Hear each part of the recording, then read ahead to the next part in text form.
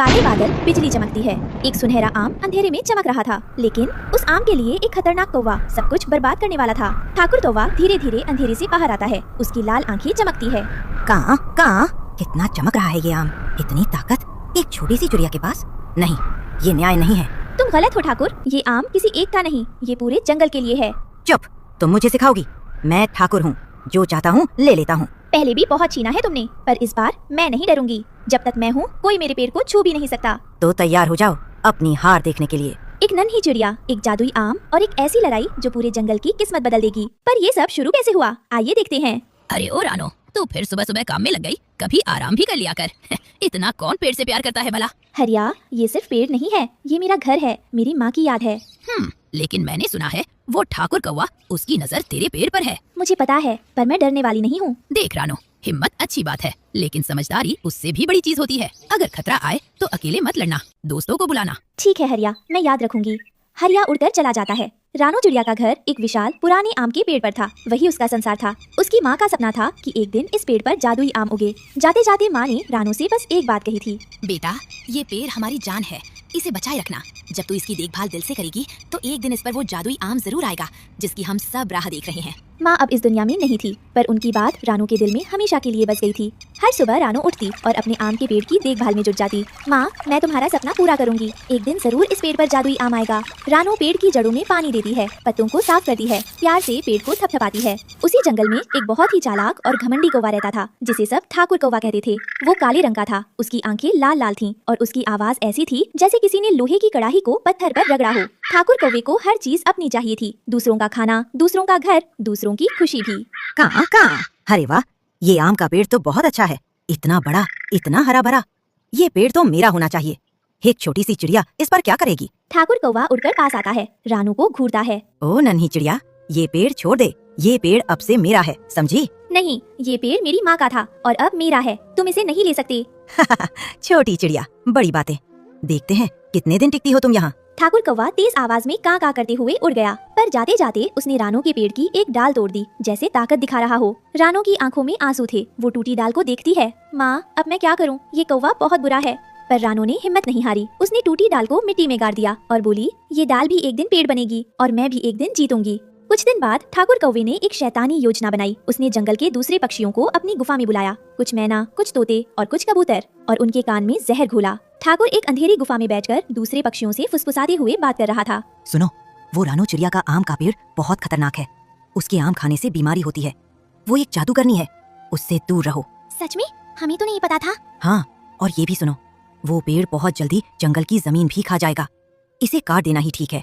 झूठी बातें फैल गई। अब जंगल के पक्षी रानो से दूर भागने लगे। उसे देखकर मुंह फेर लेते। रानो अकेली हो गई। रानो अपने पेड़ पर अकेली बैठी थी, आसपास कोई नहीं था। मैंने क्या किया? मैं तो सबकी दोस्त बनना चाहती थी। रानो का दिल टूट गया। रात को वो माँ की याद में रोई, पर सुबह उठी तो उसने ठान लिया था, झूठ एक दिन जरूर पकड़ा जाएगा। मैं अपना काम करती रहूंगी, सच की जीत होती है। एक रात अंधेरे में रानो के पेड़ पर सुनहरी रोशनी फैली और आखिरकार जादुई आम उग आया। माँ का सपना सच हो गया। माँ, तुम्हारा सपना, ये जादुई आम है, सच में। ओह माँ, काश तुम यहाँ होती। रानो जैसे ही आम के पास पहुँची, तभी अचानक उस जादुई आम धीरे से बोला, रानो, डरो मत, मैं तुम्हारी माँ की मेहनत का फल हूँ। जो मुझे सच्चे दिल से मांगेगा मैं उसकी मदद करूँगा, पर याद रखो, मुझे सिर्फ अच्छाई के लिए इस्तेमाल करना। क्या तुम सच में बोल सकते हो? हाँ, और ये भी जानो, एक खतरा आने वाला है। ठाकुर कौवे की नजर मुझ पर है, तुम्हें होशियार रहना होगा। रानो समझ गई, ये जादुई आम उसकी ताकत थी, पर साथ ही उसकी सबसे बड़ी जिम्मेदारी भी। अगली सुबह जब रानो उठी तो उसने देखा कि जादुई आम के आसपास कुछ और भी बदल गया था। पेड़ की एक बड़ी खोह में जो पहले खाली थी, अब एक छोटा सा सुंदर सा आम का घर बन गया था। रानो धीरे धीरे उस घर के पास जाती है। दरवाजा खटखटाती है। कोई है अंदर? दरवाजा खुलता है। अंदर से एक छोटी सी बेहद सुंदर परी निकलती है।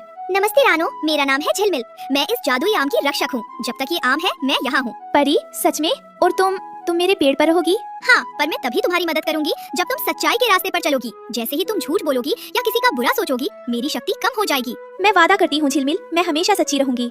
अब रानो को एक सच्ची दोस्त मिल गई थी। झिलमिल परी और रानो दोनों ने मिलकर पेड़ की देखभाल शुरू की। ठाकुर कौवे ने जब सुना कि रानो के पेड़ पर जादुई आम आ गया है, तो उसकी आंखें लालच से जल उठी। वो रात में चुपके से पेड़ के पास आया। ठाकुर अंधेरे में चुपचाप उड़ता हुआ पेड़ के पास आता है। उसकी लाल आंखें चमक रही थी। ये जादुई आम मेरा होगा। जिसके पास ये होगा, पूरा जंगल उसकी बात मानेगा। मैं जंगल का राजा बन जाऊंगा। वो आम तक पहुँचने ही वाला था, तभी झिलमिल परी जाग गई। रुको ठाकुर, ये आम सिर्फ अच्छे दिल वालों के लिए है, लालच से इसे नहीं छू सकते। हो नन्ही परी, तू मुझे रोकेगी? मैं ठाकुर हूँ, मैं जो चाहूँ ले सकता हूँ। जाओ यहाँ से, वरना इस जंगल में तुम्हारा कोई ठिकाना नहीं रहेगा। ठाकुर उस रात वापस चला गया, पर उसका मन और भी बुरा हो गया। अब वो और बड़ी चाल सोचने लगा।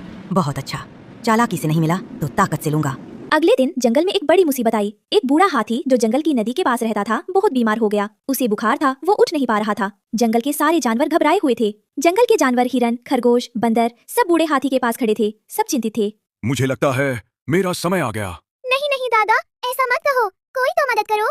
तभी वहाँ रानो पहुंची। उसने सब देखा। उसके मन में एक ही ख्याल आया, जादुई आम। माँ ने कहा था इस आम से हर बीमार ठीक होता है। मैं कुछ कर सकती हूँ, पर पहले मुझे झिलमिल से पूछना होगा। रानो उड़कर वापस पेड़ पर जाती है, झिलमिल से बात करती है। झिलमिल, बूढ़े हाथी को जादुई आम चाहिए, क्या मैं दे सकती हूँ? रानो, ये आम एक बार ही दे सकते हो। अगर सच्चे दिल से दोगी तो ये आम फिर उगाएगा, पर अगर किसी गलत इरादे से दिया तो ये पेड़ हमेशा के लिए सूख जाएगा। मैं सच्चे दिल से देती हूँ, बूढ़े दादा को बचाना है। रानो ने जादुई आम तोड़ा और उड़कर हाथी के पास ले गई। रानो हाथी के सामने आती है। उसके हाथ में सुनहरा जादुई आम था। दादा, ये लो, ये जादुई आम है, इसे खाओ, आप ठीक हो जाओगे।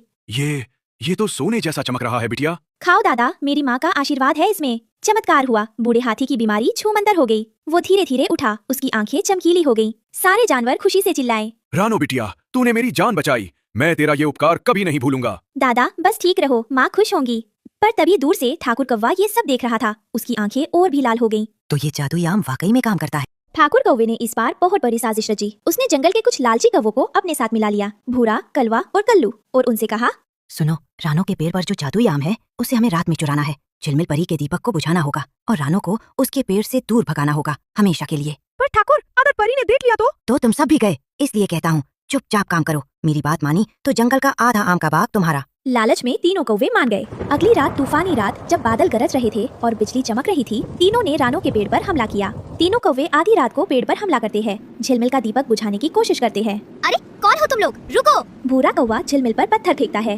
रानो, रानो बचाओ। रानो ने देखा 3 बड़े बड़े कौवे झिलमिल पर हमला कर रहे थे। एक छोटी सी चिड़िया का दिल कांपा, पर हिम्मत नहीं गई। रुको, ये मेरा पेड़ है और झिलमिल मेरी दोस्त है। तुम लोग आज यहाँ से नहीं जाओगे। अरे ये छोटी चिड़िया हमें रोकेगी? पर रानो ने डर नहीं माना। उसने जो किया वो देखकर सभी चौंक गए। उसने जोर से गाना शुरू किया, वो गाना जो उसकी माँ ने सिखाया था, जंगल का पुकार गीत। रानो तेज आवाज में गाती है, उसकी आवाज पूरे जंगल में गूंजती है। उस गाने की आवाज सुनकर बूढ़ा हाथी जागा, कबूतर जागे, तोते जागे, सब दौड़े आए रानो की मदद को। रानो बिटिया को खतरा है, चलो सब जल्दी। हाथी और पक्षी पेड़ के पास आते हैं। 3 कौवे डर जाते हैं। भाग भाग, इतने सारे जानवर। सुबह होते ही नदी किनारे रानो और झिलमिल साथ बैठी थी और हाथी और पक्षी इकट्ठा होकर उन्हें उम्मीद भरी नजरों से देख रहे थे। रानो, तुमने आज मुझे बचाया, तुम सच में बहुत बहादुर हो। मैंने तो बस वही किया जो माँ ने कहा था, मदद मांगो और दूसरों की मदद करो। रानो बिटिया, हम सब तुमसे माफी मांगना चाहते हैं। ठाकुर के झूठ पर हमने यकीन किया था। हाँ रानो, हम गलत थे, तुम तो सबसे अच्छी हो। रानो की आंखें भर आई। इतने दिनों की अकेलापन, इतने दिनों का दर्द, सब बह गया आंसुओं के साथ। मुझे बस यही चाहिए था, दोस्त, सच्चे दोस्त। देखो, जादुई आम फिर से उगाया। सच में पेड़ की ऊंची डाल पर फिर से एक सुनहरा आम चमक रहा था। रानो की सच्चाई ने उसे वापस ला दिया था। ठाकुर कौवा हार मानने वालों में से नहीं था। उसके साथी भाग चुके थे। जंगल उसके खिलाफ हो गया था, लेकिन उसका लालच अब और खतरनाक बन चुका था। सीधे लड़ाई से कुछ नहीं हुआ, अब चाल से काम लेना पड़ेगा। वो अपने एक पुराने साथी जंगली तोता के पास जाता है। ठाकुर, अब क्या करेंगे? इंसानों को जानते हो, वो पेड़ नहीं देखते, सिर्फ लकड़ी देखते हैं।